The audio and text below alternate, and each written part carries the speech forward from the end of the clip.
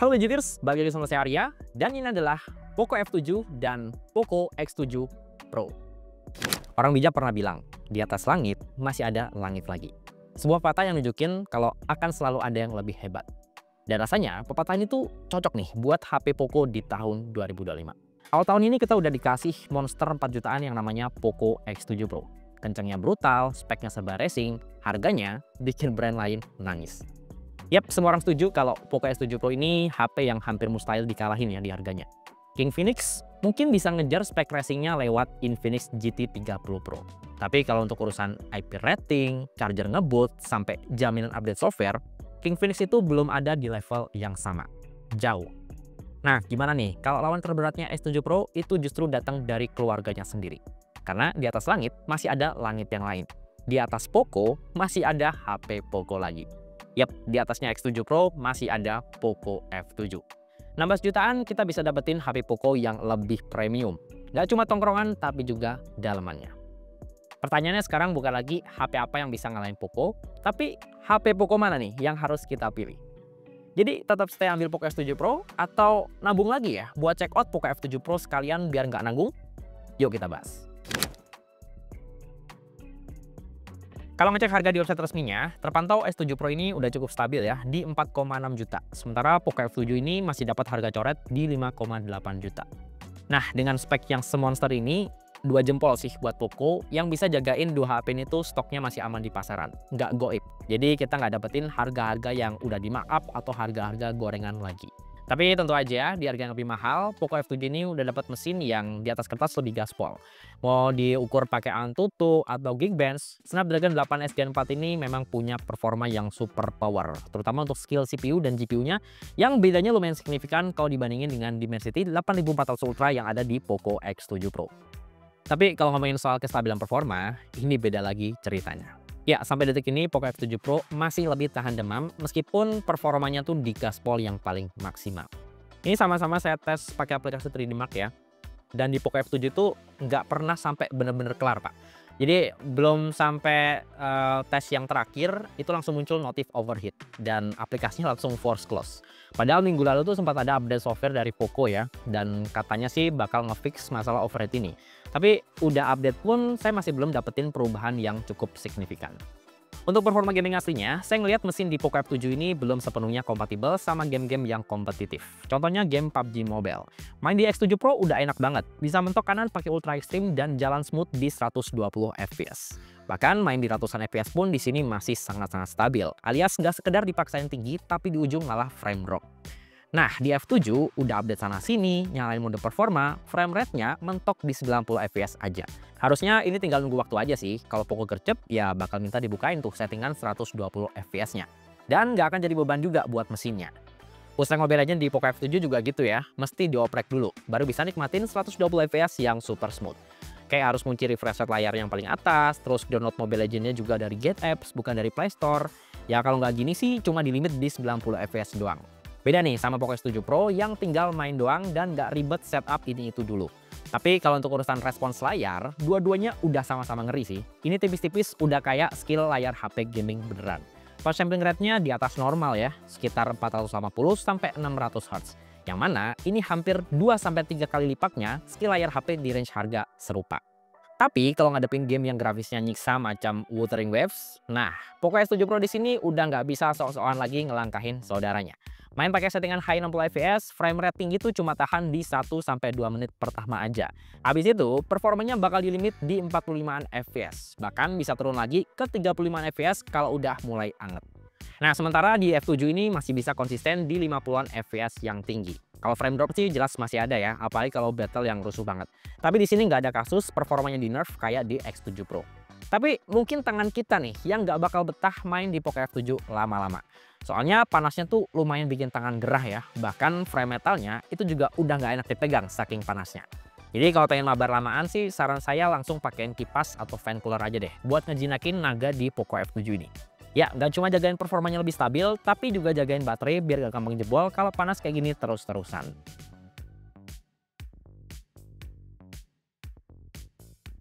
Ya, meskipun secara performa ini udah tipis-tipis bisa ngimbangin, tapi ada satu catatan ya di X7 Pro yang pakai chipset Dimensity. Terutama buat main game-game di emulator nih. Karena HP dengan Dimensity itu biasanya optimalisasinya nggak sebagus HP yang pakai chipset Snapdragon kayak di F7.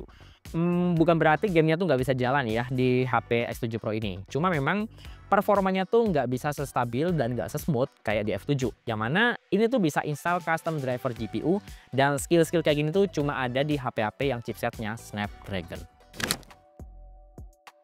Saya paham sih, nilai jual dua HP ini tuh bukan di kameranya. Tapi kalau dipakai buat konten, cakapan yang mana nih?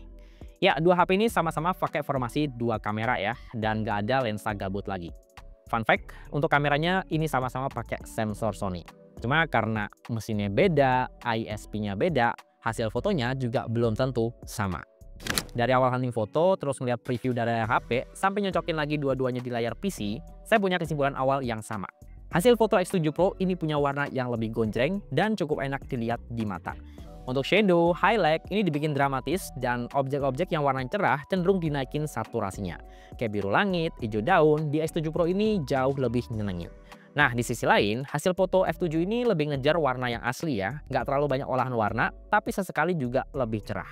Karakter warna flatnya F7 ini anehnya tuh cuma berlaku di kamera utama doang. Karena pas saya pindah ke lensa yang lebih lebar, di ultrawide, warnanya tuh justru malah lebih nampol. Dan saturasinya berasa dinaikin banget. Dan ya, olahan warna kayak gini tuh mirip di ultrawide-nya X7 Pro juga.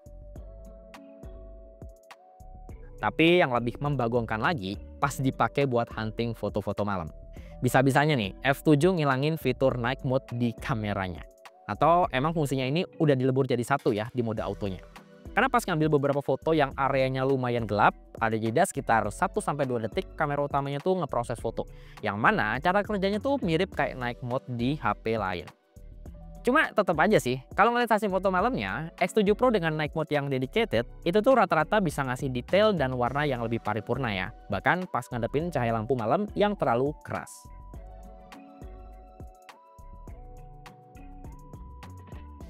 Oke, kalau dipakai buat ngevlog, di sini X7 Pro emang punya sedikit limitasi ya, dimana kamera depannya tuh cuma mentok di Full HD 30 fps aja. Nggak bisa lebih smooth kayak di F7 yang bisa sampai 60 fps. Ya, di sini dua-duanya juga sama-sama nggak bisa rekam 4K sih untuk kamera depan. Jadi saya pakai sambil jalan. Kalau di F7 animasinya lebih smooth ya, frame rate-nya emang lebih tinggi. Kita coba arahin ke backlight. Backlightnya sebenarnya di arah sana sih sebenarnya. Ya mirip-mirip sebenarnya sih ya. Cuma saya ngelihat kalau warna dan detail di X7 Pro ini kerasa lebih nampol ya. Kalau untuk mikrofon gimana nih? Suara saya lebih jelas kedengaran dari X7 Pro atau F7? Coba komen di bawah. Tapi gokil ya, kamera belakang X7 Pro ini bahkan bisa ngimbangin punyanya F7 yang bisa rekam up to 4K 60 fps. Dan ini saya bawa sambil jalan tuh kelihatannya juga sama-sama stabil loh. Malah saya ngelihat videonya X7 Pro di sini kelihatan lebih detail ya untuk beberapa objek ya.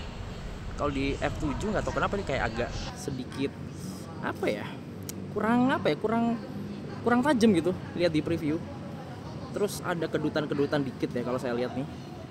Nah di X7 Pro ini relatif lebih clear, lebih bersih. Dan bahkan untuk angle-nya juga kelihatan lebih luas di X7 Pro. Nah ini kalau butuh angle lebih lebar, ultrawide-nya juga mantap ya untuk merekam video. Dan ini bisa multi lens alias bisa pindah ke kamera utama tanpa harus matiin perekaman video. Set. Nah ini benar-benar pindah ke kamera utama ya, bukan nge-zoom out dari ultrawide. Nah ini cuma saya lihat kalau di S7 Pro tadi tuh fokus dan cara dia manage dynamic range agak lebih lambat ya dari punya F7. Oke.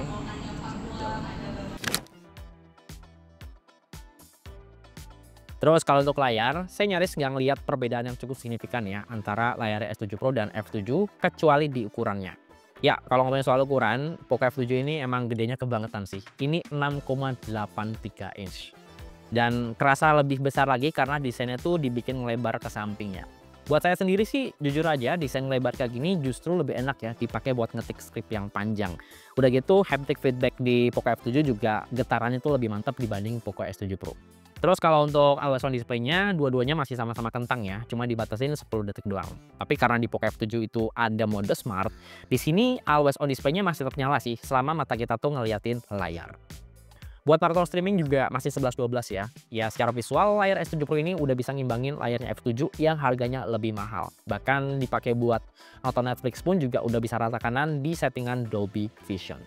Nah dari awal buka kotak, dua-duanya tuh udah langsung jalan pakai HyperOS 2 terbaru ya, yang basisnya Android 15. Dan kalau kita ngomongin soal pemakaian jangka panjang, memang sih Poco F7 ini punya nafas yang lebih panjang karena bakal dapat jaminan upgrade Android itu sampai Android 19 dan full security patch sampai 6 tahun ke depan. Dan kalau ngomongin soal iklan, ya HyperOS di Poco F7 ini so far sih masih lebih bersih ya, nggak ada iklan sama sekali. Saya udah buka aplikasi security, aplikasi tema, sampai aplikasi bawaan lainnya tuh iklan nggak nongol sama sekali. Nah kalau di Poco S7 Pro, meskipun iklannya sebenarnya nggak masif-masif banget, tapi ya sesekali masih suka nongol tuh, terutama kalau kita lagi gonta-ganti tema. Terus untuk fitur AI juga masih mirip-mirip ya. Apa yang ada di Poco F7 yang harganya lebih mahal, ini juga ada di Poco X7 Pro. Mulai dari AI Circle to Search, terus Object Eraser, yang mana sekarang skillnya lebih OP ya, udah bisa generative edit. Terus ada AI Extender ya, buat expand foto jadi lebih luas lagi. Sampai AI Recording dan AI Interpreter yang skill AI-nya tuh udah mirip-mirip kayak AI di HP-HP flagship. Nah ngomong soal AI, saya jadi inget ya, dulu tuh di F6 itu ada AI yang mana kita bisa scroll layar tanpa harus nyentuh. Jadi ya pakai gestur udara gitu loh. Cuma di F7 kok nggak ada gitu, nggak diterusin. Apa karena AI yang satu itu jarang dipakai ya? Kalau untuk daya tangkap sinyal, dua-duanya udah sama-sama gercep ya, dan nggak terlalu beda jauh lah. Nah, beda cerita nih kalau kita bandingin speed ngunci GPS-nya. Cukup ngagetin ya, Poco S7 Pro dengan harga yang lebih murah itu punya speed ngunci GPS yang lebih oke. Dan nggak cuma sekedar cepet-cepetan doang, akurasinya juga relatif lebih bagus. Bahkan ini saya tes di dalam ruangan yang notabene susah sinyal GPS-nya. Oke lanjut, sekarang kita masuk ke bagian baterai. Ya kalau ngelihat angka baterainya sekilas, di sini kita mungkin bisa narik kesimpulan cepat ya, kalau Poco F7 ini punya baterai yang lebih banyak. Nggak salah sih, karena secara kapasitas juga lebih jumbo kan, di 6500 mAh. Tapi nggak sepenuhnya bener juga, kalau bilang Poco F7 ini punya baterai yang lebih awet. Karena pas saya sandingin data konsumsi baterainya, ternyata bedanya tuh tipis banget ya antara Poco F7 dengan X7 Pro, dengan selisih baterai 500 mAh. Bahkan X7 Pro itu bisa jauh lebih hemat pas dipakai buat main game. Kalau menurut saya sih ini lebih ke faktor mesin ya, di mana Snapdragon 8 Gen 4 yang ada di Poco F7 ini emang lebih powerful. Dan mesin ini juga diset buat gaspol terus-terusan, nggak direm sama sekali. Yang mana tentu mesin ini tuh butuh daya yang nggak sedikit. Dan karena itu tadi, suhunya yang gampang naik, itu juga bikin konsumsi baterainya juga jauh lebih deres. Terus kalau untuk charger bawaan juga masih sama ya, di 90 watt. Dan karena baterai S7 Pro ini lebih kecil, ya di sini bisa ngisi lebih cepat. Ini setengah jam lebih dikit udah penuh lagi. Tapi bedanya sih nggak terlalu beda jauh ya sama Poco F7 yang cuma selisih sekitar 5-6 menit doang. Oke, jadi kesimpulannya mending ambil Poco S7 Pro aja atau nabung lagi ya buat beli Poco F7 sekalian biar nggak nanggung. Gampangnya gini deh, kalau budget Anda tuh ngepas di bawah 5 juta dan Anda emang nyari HP yang performanya stabil, nggak gampang demam, dan cukup kompatibel untuk banyak game-game kompetitif, menurut saya sih Poco S7 Pro ini udah lebih dari cukup. Dan dengan harga yang lebih murah ini masih dapat bonus kamera yang performanya lebih mantep ya. Nggak cuma kamera foto yang gonjangnya nampol, tapi dipakai konten video juga lebih proper karena udah bisa sama-sama 4K 60 fps di belakang dan juga stabil. Tapi kalau Anda tuh emang nyari HP untuk investasi jangka panjang, ya mungkin untuk 6 tahun ke depan, ya nggak ada salahnya juga sih nabung lagi buat ambil Poco F7 sekalian. Karena ya di sini kita tuh nggak cuma sekedar dikasih spek monster yang emang udah jadi nyawa utamanya Poco seri F. Tapi tentu aja kita dapat HP yang tongkrongannya premium, terus update software tetap panjang, dan potensi dari mesin Snapdragon flagship-nya itu sendiri. Yang tentu bakal lebih banyak kompatibel untuk banyak game ke depannya. Mulai dari game-game native Android yang grafisnya makin kompleks, dan game-game emulator yang platformnya juga makin banyak lagi. Ya tentu dengan satu catatan, sabar-sabar aja sih, hadapin bodinya yang gampang demam. Oke, terima kasih udah nonton video ini sampai selesai, dan semoga video ini bisa ngasih referensi ya, terutama buat Anda yang masih penasaran sama Poco F7 dan Poco X7 Pro. Nah, untuk ngecek spek lengkap dan link pembelian kedua smartphone ini, seperti biasa, Anda bisa cek linknya di kolom deskripsi di bawah video ini. Ya, di sini dengan saya Arya, dan di belakang kamera ada Tama. Sampai ketemu di video berikutnya.